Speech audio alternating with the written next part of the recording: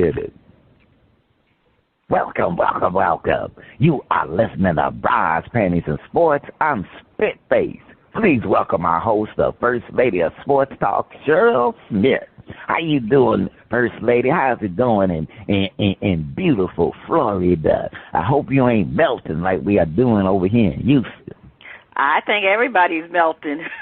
And those for people who don't believe in global warming, you feeling the global warming now. But anyway, welcome. Good morning. All right. First Lady, we have a guest today on the show. This week out of H-Town. He ain't melted away, but we got the one and only. Did I say the one and only? We got the one and only Top Cat. They say he could teach Obi-Wan Kenobi a few things when it comes to sports.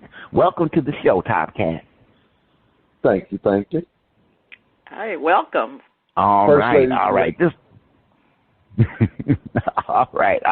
week on Shout Out, we have music from Main Point, where they find their shining star or get the cold feel of the mute button. First Lady, we're ready. What you say? Each week we try to figure out what is going on in the sports world, not the plays of the week, more like the players of the week. Are they trying to tell us something? So we ask, what you saying? Fly, little birdie, fly. Time keeps on slipping into the future. Time keeps on slipping into the future. So I want to fly like an eagle to the sea. Fly like an eagle, let the spirit carry me. I want to fly right into the future. The little birdies known as Ezekiel Elliott and DeAndre Hopkins are chirping about going to several teams, but they are still in limbo. Both Hopkins and Zeke are free agents. They both are looking to make the right deal. The Titans, the Chiefs, Dolphins, and Patriots have all been mentioned as possible landing spots. Should Hopkins go for the ring or the cash? Does he still have enough left in the tank to get paid a premium for his services? Zeke the Freak Elliott is looking to do his best. Freak me with another team. Does Elliott need to put his ego aside and accept he is no longer a superstar running back?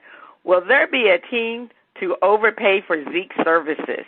Marvelous Marvin Hagler, rest in peace. Bernard Hopkins, Roy Jones Jr., and the Steve Miller Band are asking, what you saying?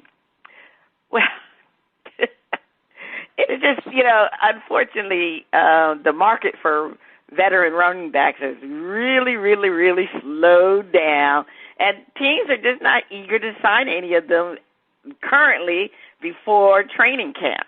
And Elliott was the worst starting running back in the league last season. I mean, he finished with a career-low 3.8 yards per carry, and he only gained 960 total yards, and he only had 12 touchdowns. He's a three-time Pro Bowler. He led the league in rushes in 2016, 2018. So he just is not the same running back, and unfortunately, running backs in general have been devalued. I mean, they are still important, but, running backs are largely viewed as positions that can be easily replaced, and you don't need to overpay for it, because many of them, what they do, they just draft a running back late in the second or third round. In the past, running backs, they were, in the past, it was running backs that were past their prime that would not get new contracts. But these running backs, they're not really past their prime. Most of them are probably still in their prime. Elliott, Kareem Hunt, and Darvin Cook they're 27 years old, and all of them were released by their teams. And it's quite interesting. The NFL used to be built around superstar running backs, and they were always candidates for MVP. Now the league is very, very different. It's a quarterback, wide receiving, even defensive-driven league. Running backs are a dime a dozen, and now they're an afterthought. So, Zeke, he more than likely will get picked up. More than likely, he'll probably get picked up by his former team. The Cowboys may re-sign him. But, he's just going to have to wait and see what happens. He's basically, like I said, it's an afterthought. Now, in DeAndre Hopkins' situation, there are several teams that are interested in signing him since he was released by the Cardinals. Arizona Cardinals, May 26th. He's already visited New England Patriots and the Tennessee Titans, and both have actually made offers to him. But so far, Hopkins has not signed a deal. We wonder if the deals were lucrative, or is Hopkins holding out for a stronger contender? You know, the Patriots were supposed to be the favorite team to sign him, but we all know Bill Belichick is used to getting players on the cheap side. He don't like paying players. So I guess D. Hopkins said he's not having that if they're, if they lowballed him with an offer. And as far as the Titans, I don't know if D. Hopkins really wants to play with Ryan Tannehill because he probably can see if he can get a better quarterback. Ryan Tannehill is not that great of a passing quarterback, so I figure that's why D. Hopkins hasn't signed there. Now, there's been a lot of rumors out there that the Chiefs are interested in signing D. Hopkins. Now, if the Chiefs signs D. Hopkins, my goodness, it's always the rich getting richer. Because if you remember, Patrick Mahomes really did not have a number one receiver last year. He had Juju Smith, what's his name? I always get his name messed up. But Juju, and he's not a number one. I forgot who else they had, but they weren't number one. So D. Hopkins is the number one. So the fact that he can be going to the Chiefs, that might be, wow. Like I said, the rich is getting richer. And but, D. Hopkins' situation is completely different than Zeke. I really feel D. Hopkins is really wanted, and Zeke is more of, okay, whoever needs a running back, they'll sign him, but it's not like it's a priority to sign Zeke. So like I said, his best bet is to go back to the Cowboys. But you can rest assured no one is going to overpay for his services. All right, Top Cat, what you feel about this situation? You took the words right out my mouth. I'm not even going to lie to you. I'm sitting here listening, and you're right about the Cowboys. I guarantee they're going to get him. Mm-hmm. But you took the words right out of my mouth. Okay. About the Cowboys.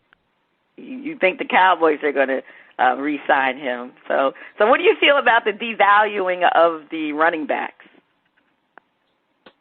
Now, what running back are we talking about? I mean, in general, running backs are not considered the top position anymore like they used to be. A lot of people are releasing running backs when they finish that one contract or maybe the second contract. Darvin Cook, he was released by the Vikings. Kareem Hunt. Yeah, I think that's actually pretty wrong because they're actually the ones running your ball for you and making your points. All right. Spitface, how do you feel about this situation? Well, first of all, I just want to say when it comes to Zeke the Freak, he ran better when he was grabbing titties. But now just that's the thing. When he was back being his old freaky self and grabbing titties and doing all of that, that my man had a charge to him. But see, since he done kind of mellowed out, his running done kind of mellowed out. And running backs have been devalued probably for the last 10 years, at least the last 10 years. And other than other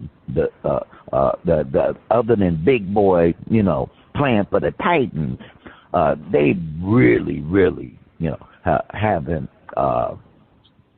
been treated with much respect. Actually, running back is the worst position in the NFL as far as getting paid. And the reason is that, as you said, First Lady, what teams are doing now is they want to get them in on that rookie contract. They want to run the tread off of them, and then if they perform really well, maybe give them that one contract, but that second contract ain't happening. It ain't happening because then they go, hey, look.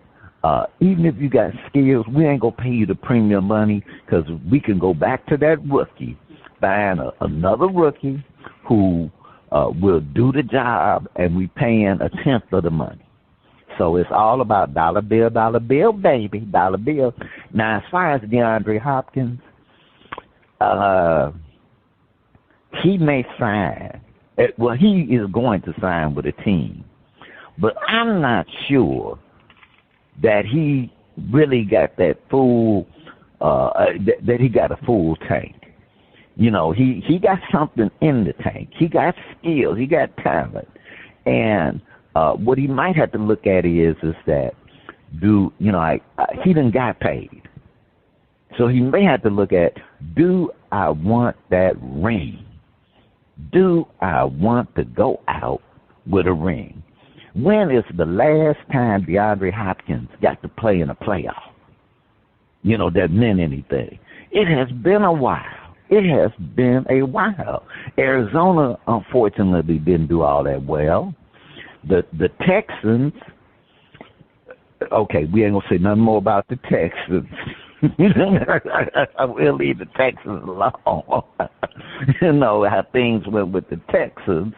And I do, for a while they were talking about him rejoining his Deshaun, another titty man, up in Cleveland, but that didn't quite work. That didn't quite work out, But I'm going, Hopkins, get that ring. Go for the team with the ring.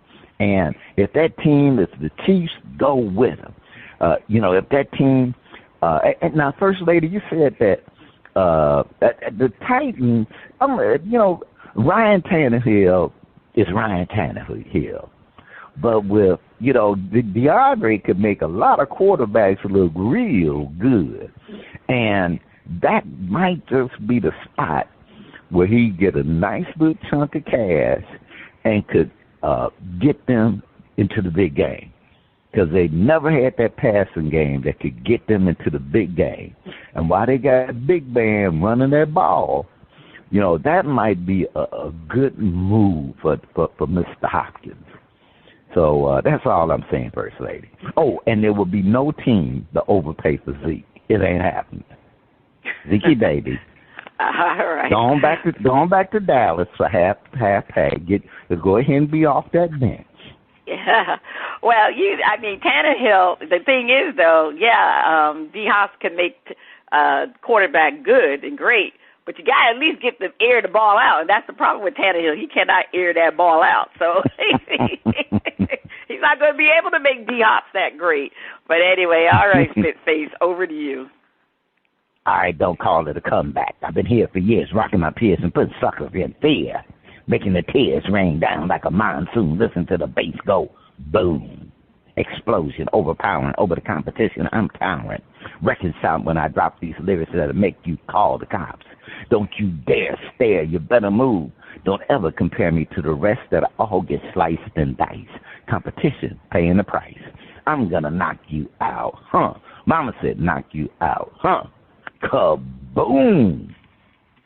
Northwestern football coach Pat Fitzgerald was fired following a hazing investigation.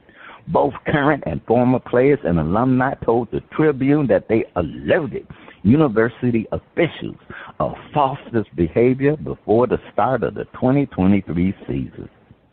While it is unclear what led to Jim Foster's termination as head coach, it was reported that Foster allegedly, now this is allegedly, led a toxic culture within the baseball program as his alleged bullying and verbally abusive behavior led to a human resources investigation by the university.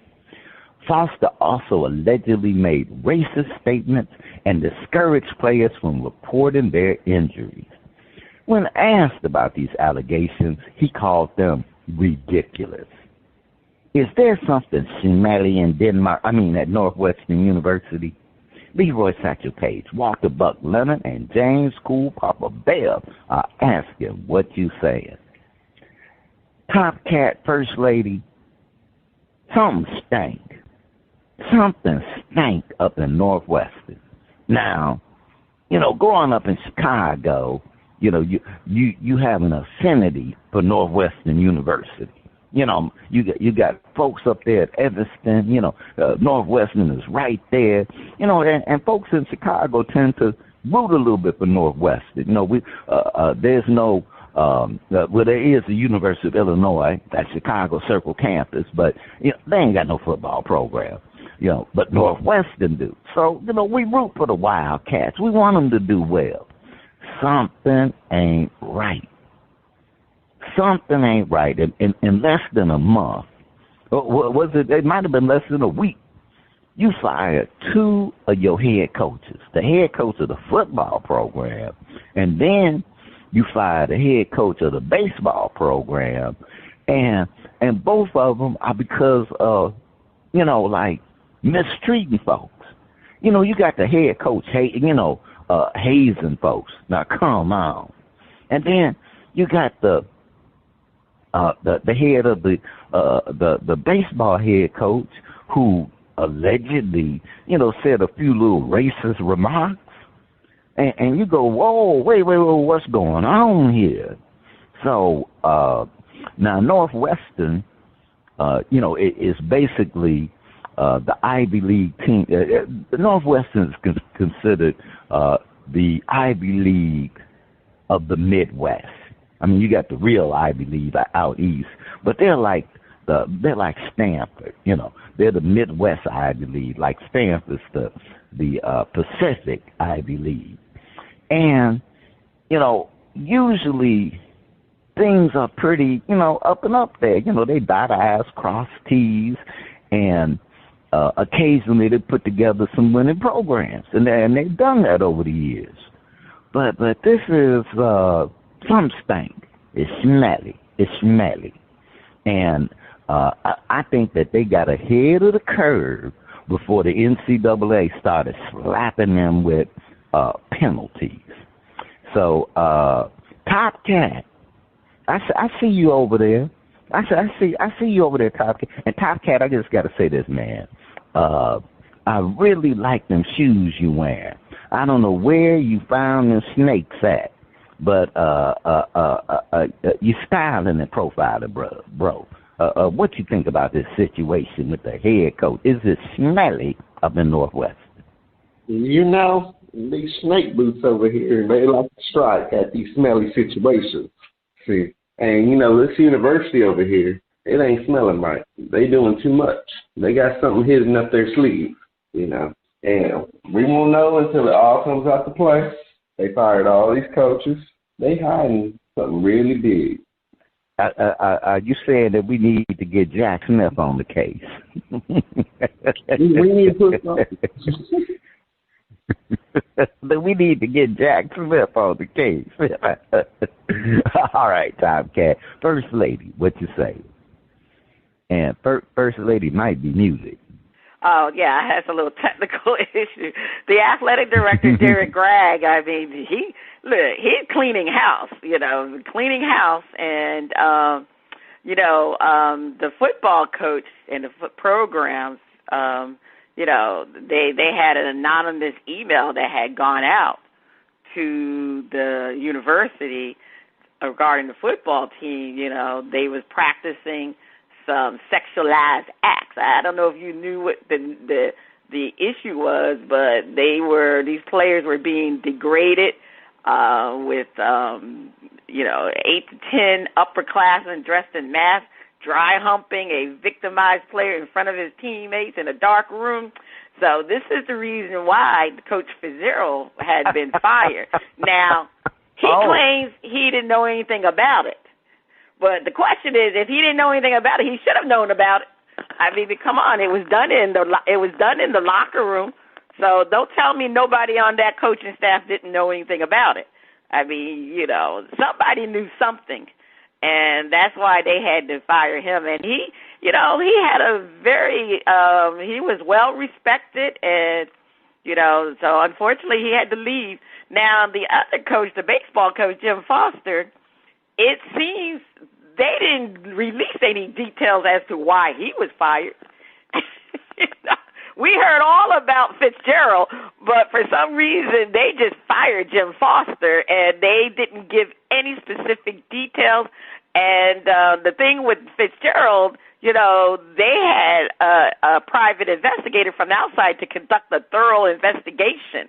Now, we didn't know if that was done for Jim Foster's situation. All we know was he was just terminated. Now, the Chicago Tribune and 670 The Score, the radio station, are reporting that Foster allegedly led a toxic culture within the baseball program. He alleged bullying and verbal abusive behavior, and it became a human resource investigation by the university. But it wasn't clear as to why he was terminated. So, you think of these Ivy League, well, it's not an Ivy League school. Northwestern is considered a very prestigious university, mainly known for the journalism, because, a lot of some of the journalists come out from Northwestern. I think Mike Greenberg of ESPN is from Northwestern, and they have problems there, to say the least. The people in the cornfield, they got some problems, and they need to get that situation addressed. So they need to be very careful of who their next hire is, because it's a situation that you don't want to be involved in. Like you said, Spitface, the NAACP, not the NAACP, the NCAA definitely would have given them, suspensions or whatever, taking scholarships away. So, like you said, they kind of got before they took over the investigation. So it'll still be interesting to see if they are penalized from the NCAA. It still doesn't mean that they won't be penalized. But it's a bad situation for their football program, baseball program.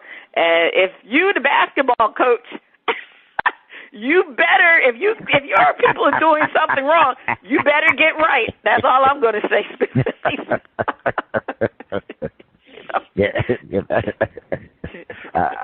First Lady, Top Cat, all I can say is that it's a smelly situation.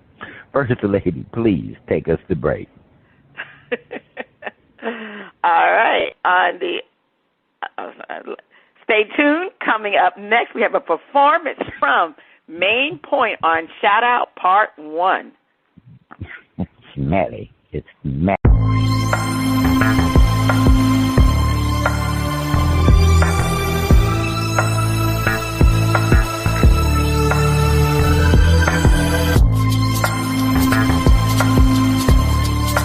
The music flows in from around the globe to get a shout out from the panel.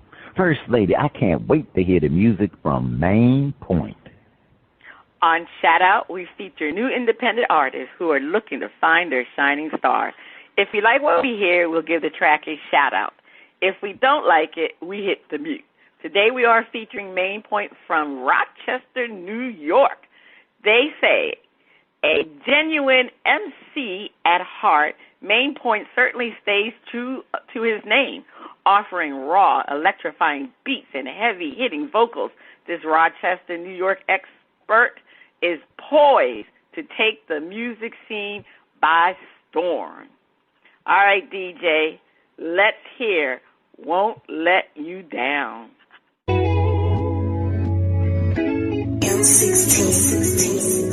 I won't let you down. I won't let you down. I won't let you down.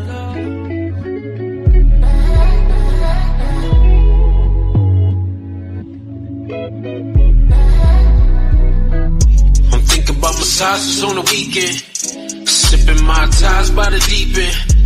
They don't even Uber out where we at. Watch the sunrise where the sea at. I'm tryna take you high where the weed at. And I won't let you down, you gon' see that. We can go another round if you need that. Yeah, baby, turn around, let me see that. It seemed like all I've been around was danger. Now you got me out here living peaceful. Even though I hold you down, I elevate you. Cause that's where I really need you. They always say sky's the limit. Well, take a flight was always the mission.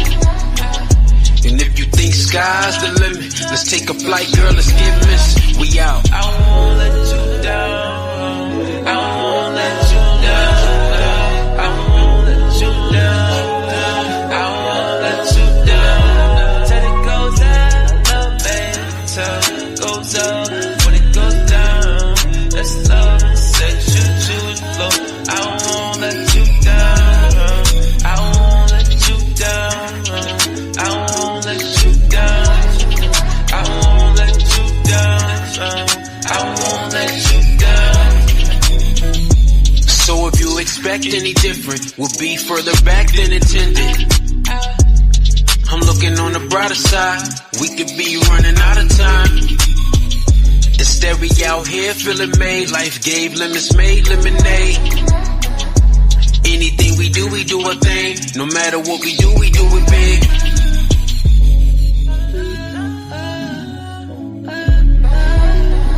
I won't let you down. I won't let you down. It goes out, love later. Goes up when it goes down. Let's love and set you to the floor.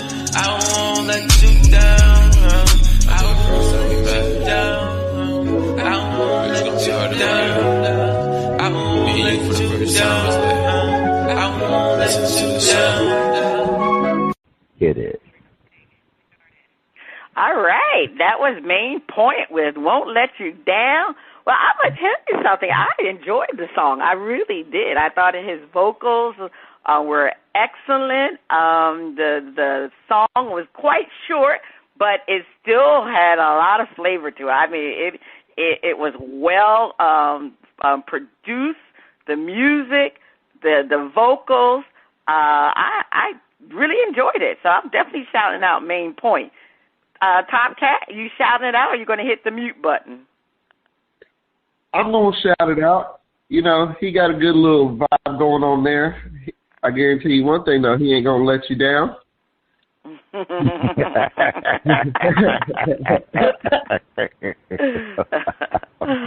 All right, Spitface, you shouting it out or hitting the mute?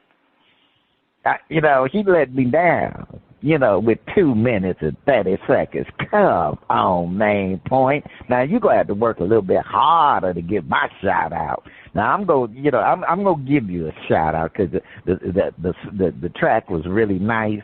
But let me tell you that you just caught me in a good mood because you sent in a 2 minute 30-second track and think you gonna get a shout out of me. You know, that ain't ordinary. So you lucked up today, brother.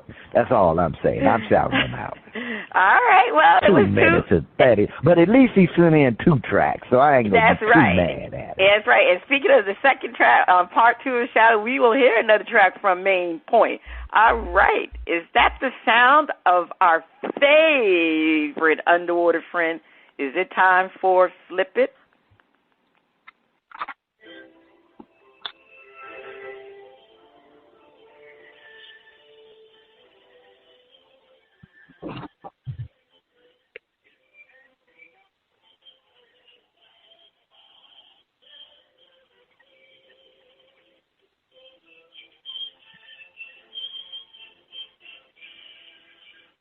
All right. Y'all know what time it is. It is time for Flip It, where our host defend the point and then flip the script and defend the opposing view. The number 1 pick in the NBA draft, Wembanyama, was shut down after only playing 2 games in the summer league. Is this a good or bad move by the Spurs? So we're going to defend. It was a smart move. Victor in 2 games showed he was ready for the NBA. Top Cat First Lady, you know, I'm looking at Victor. Victor, a bad young man. He a bad boy. He's scoring 27 points in a game, you know, and this is just his first little tippy toe into the NBA. This is the tippy toe, and he's scoring 27 points. I'm like, there ain't nothing left he needs to prove.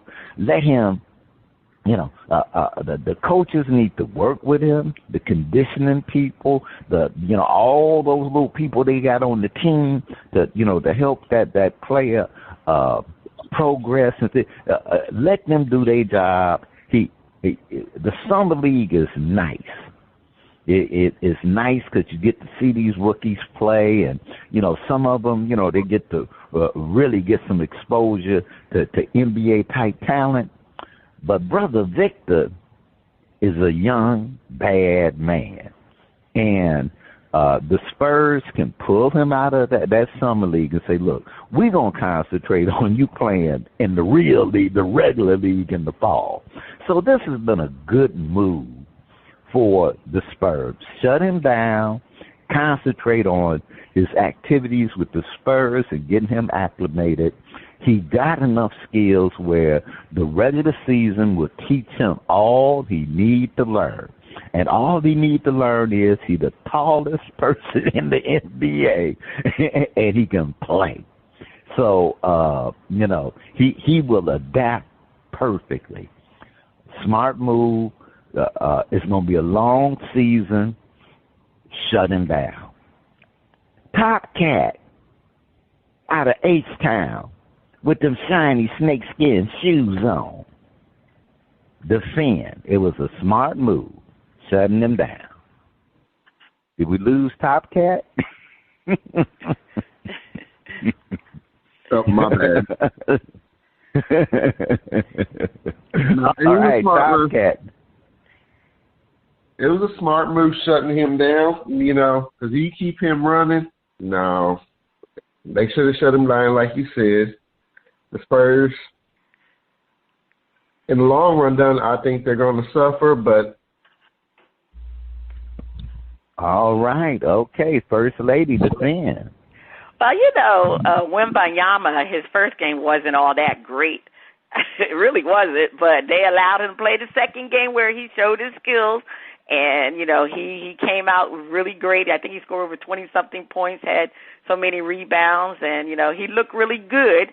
And then they shut him down, and this is the Spurs' M.O. They're the king of load management, and so they love to load manage their players. So did we expect anything else?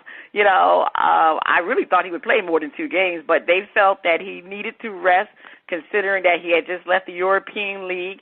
And, the Spurs are protecting their assets because, he has a very wiry frame, and they didn't want him to get injured. They showed some flashes of what he can do just to give people a feel for who Victor Wembanyama is. And, this is what the Spurs do.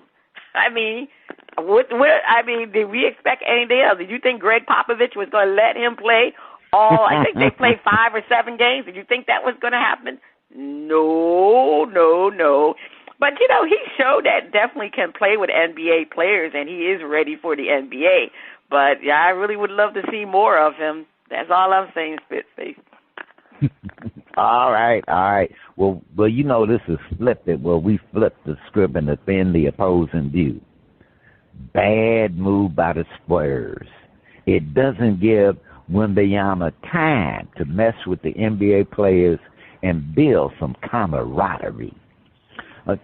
Part of the summer league with the rookies is one so that they can adapt to the NBA culture and so that they can get conditioned to play with NBA players.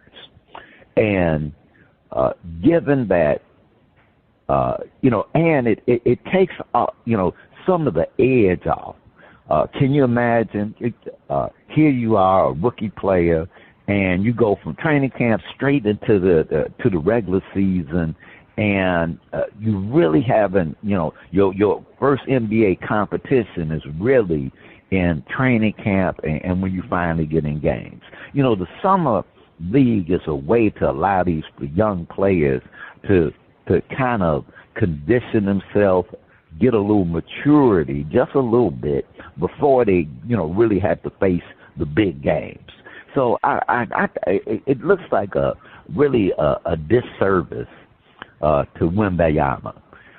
And I know Popovich and the Spurs, they like to do their load management thing, but it's a little too early to be doing load management.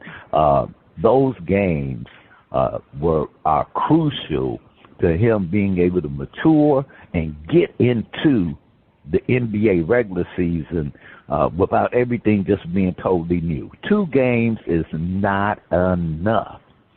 And the Spurs have had some big men, so I can't say that Pop don't know what he's doing, but sometimes you just do a little too damn much.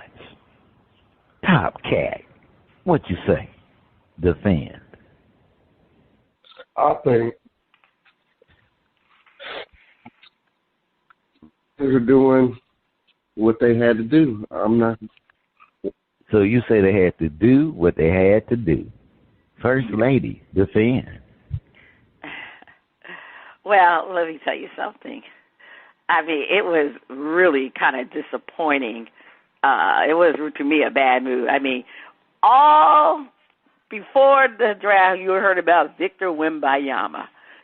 Most people never seen Victor Wembanyama play before. We only saw him that one time when he played against Scoot Henderson. I forgot what it was, a game that ESPN showed, and Wembanyama was the clear number 1. People were excited to see him play, and we wanted him to put his play on display against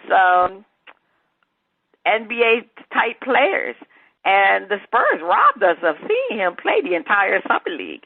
He needed to measure his skill up against NBA players. Now, of course, these were only draft picks and recently draft picks and G League type players, but we needed to see if he could dominate the way we keep hearing about Victor Wembanyama. He is the greatest thing since LeBron James. Now, did we see that? Well, I mean, he had one bad game, one good game. So, I mean, at least the Spurs could have let us see the three games to break the tie. But as far as I was concerned, I just think it was a bad move. I think it was a bad move, from a marketing perspective, because of the fact that this man was so sought after and touted that he was the best thing since sliced bread. And, and he made some comments too. You remember, he said that he thought the European League that he was in was more physical than the NBA. Now, really? Now, we're talking about this skinny guy talking about the European League he came from was more physical than the NBA. So I just want to tell Victor Wembanyama, you better wait before you say something like that, because you haven't gone against real NBA players. You went against college players and draft picks that really haven't made it in the NBA, because you wait till you go against Giannis, Embiid, and the Joker, and we'll see how physical this game will be. So anyway, I just think it was a bad move for the Spurs, because we really didn't get a chance to see everything that Wembanyama definitely could bring. All right, First Lady. We got robbed. Well, actually, the Spurs fans, we got robbed too as sports fans, but the Spurs fans got robbed too. You're right that whoever was doing their marketing, they probably like, what? First Lady, please take us a break. Stay tuned. Up next, our favorite underwater friend on Flip It Part 2. Robbed. We was robbed.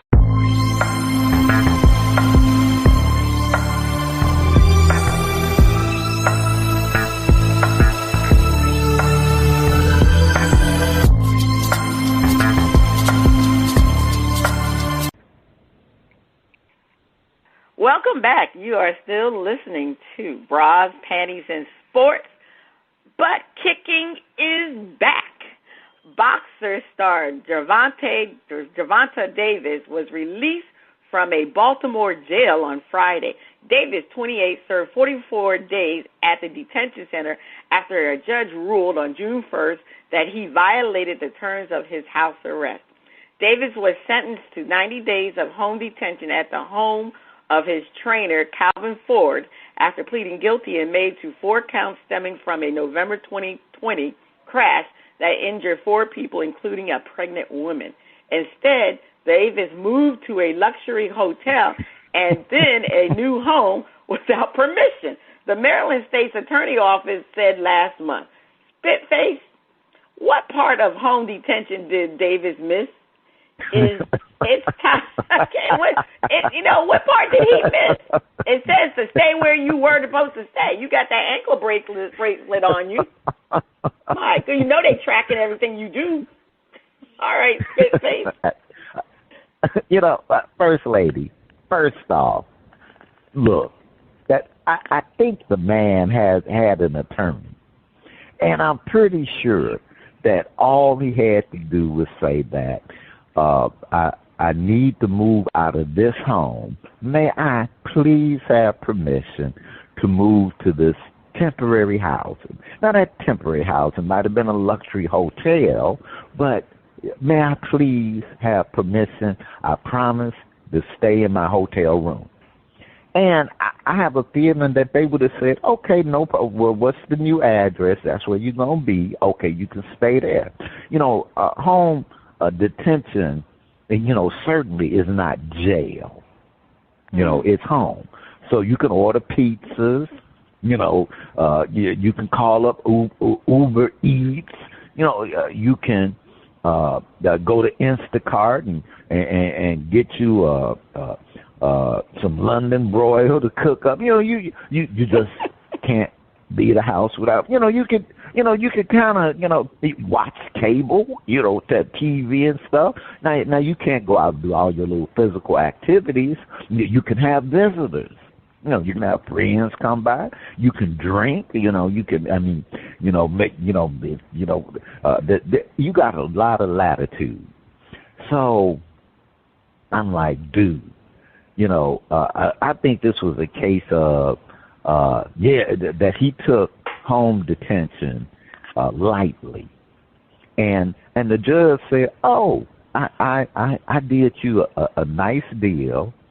The DA gave you a nice deal. Said, okay, we're just gonna give you home detention. They didn't demand any jail time, so you're gonna just act like it's nothing. Okay, go serve the rest of this time."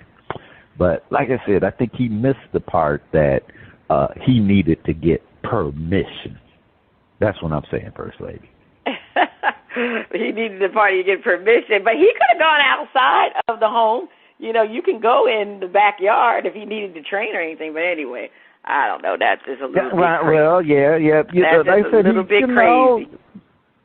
Yeah. That's just a little bit you're going to crazy. just say, I'm going to go do what I want to do. Yeah, right. Mm-hmm. All right. It's just a little bit crazy.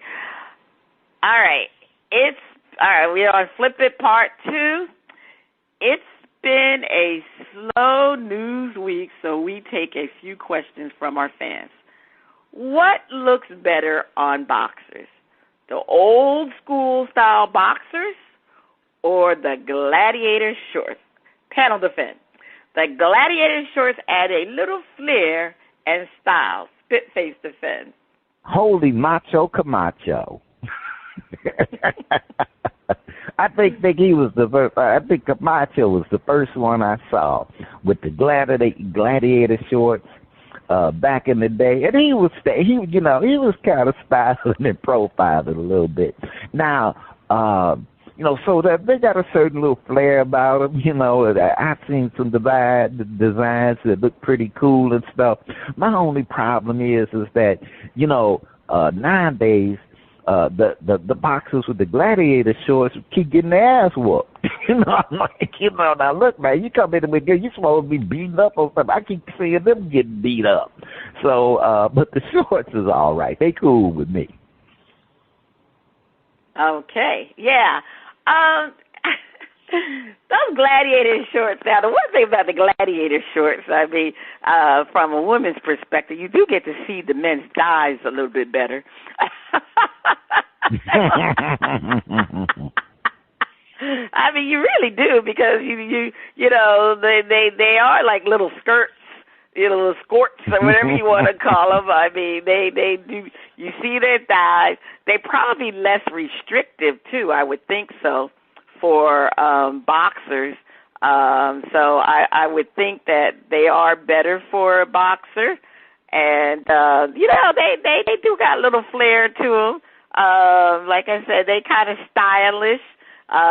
You know, when they bopping, those little things are flapping up and down.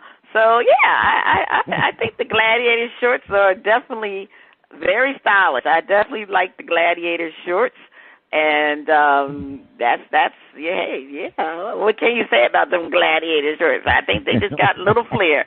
All right, well, panel, we're going to defend this. We're going to flip it. The gladiator shorts make the boxers look silly. They should stay with the traditional, much more manly shorts. All right, Spitface defend. You know, Camacho was the only boxer that I've ever seen in gladiator shorts that actually looked good.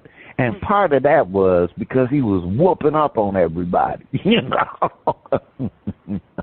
So right now, and I say this partially because I don't follow boxing as much as I used to, but I've been seeing these boxers with gladiator shorts, and they don't look like they can box worth a darn. They look kind of silly.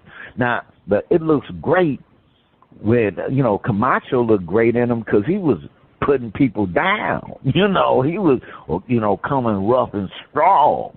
These boys be pity-patting around, you know, barely tapping each other. And I'll say that the traditional, the thing about the traditional shorts is that, you know, one, you see more of the boxer's body.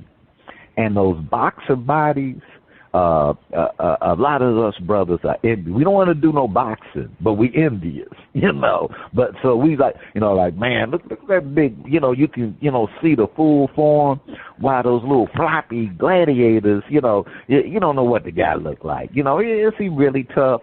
Sitting up here playing like he a putty cat. So I'm for the traditional boxers, and I'm for some better talent. That's what I'm saying, First Lady. All right. Well, I mean, let's face it. Some people who were good talent, like you said, Camacho, he did look better in his shorts because he was lean and somewhat tall compared to some of the other players that wore those boxers that wore those gladiator shorts. Yeah, I mean, Gervonta Davis wore gladiator shorts, but he's short and stocky looking, and he didn't look good in his. And I just think the gladiator shorts are a gimmick type of shorts. And only, you know, to me, a certain physical body looks good with these particular type of shorts. I always like traditional and conservative approach to dressing and style, and traditional boxer shorts always look nice. I always like with Muhammad Ali. He always wore the white shorts with the black stripes down. That was his go-to shorts. And he always looked good in those shorts. I don't think anybody else looked better than Muhammad Ali in shorts. All right, that's the traditional style. Yeah, especially when he was standing over somebody and he just knocked their ass out because they got plenty of time. They was going to look good on the brother. I mean, I see what you do. You equating those gladiator shorts there with being a gladiator, and most of the people who are wearing them are not gladiators. I hear you, Spitface. All right, Spitface, please take us to break. On the other side of the break, we have another performance from Main Point. Might even be more than 2 minutes and 30 seconds. On Shout Out Part 2, please, please, please stay tuned.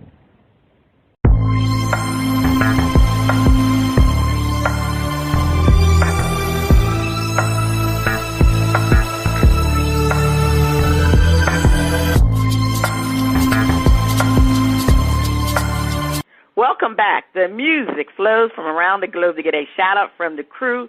Spitface, over to you. All right. We have another performance from Main Point from his hit album, Dement. DJ, let's hear the title song. Well, no, that's not the title song, but let's hear the song from his new album, and it's Dollar Dance. Dollar Dance. I wonder if that's like Dollar Bill, baby. Dollar Dance. DJ, please hit it. It's time to pack the stadium. It's live from front to back in radios. Get your dance on if you're feeling this. Put your hands up like you don't care where the ceiling is. I'ma please it with bars, I'm shooting for stars. I'm starting something, heat up the car and keep it running. Told you we could meet at the bar and toast to something. Maybe we could take a week off and get it jumping. Haters gon' hate regardless. If you hustle, go and make your dollars. I hope you get your money up. What I want for you, I really want for us. What goes around comes back to you. The energy you give out, it come back to you. The reason I'm on it like this, if it ain't dollars, it don't make sense. If it's some money, then do it. If you're getting money, keep moving. Money stacks keep rolling, we gon' keep thumbing through it. Money stacks keep rolling, we gon' keep thumbing through it. Hey. If it's some money, then do it. If you're getting money, keep moving. Money stacks keep rolling, we gon' keep thumbing through it. Money stacks keep rolling, we gon' keep thumbing through it. Hey. If you getting money, do your money dance and have a couple drinks. I wanna live like the summer jam. I'ma blow, heavy stack out this rubber band. And got another stack I can blow, plus another band. All positive vibes, although I'm still hood. But this here hit a little different, this that feel good. This that make you wanna bounce and not stay in. This that make you wanna party to the AM. On everything, I wanna see us all winning. We ain't tripping, we inviting all women. If you ain't got it, I got it, we all spinning. Everybody just enjoying theyself, we all living. If they hating, then I mean they all losing. But I ain't with the negative vibes or they confusion. But on the real, if it's some money, dance to it. Money stacks keep rolling, we gon' keep thumbing through it. If it's some money, dance to it. If you're getting money, keep moving. Money stacks keep rolling, we gon' keep thumbing through it. Money stacks keep rolling, we gon' keep thumbing through it. If it's some money, dance to it. If you're getting money, keep moving. Money stacks keep rolling, we gon' keep thumbing through it. Money stacks keep rolling, we gon' keep thumbing through it. Hey.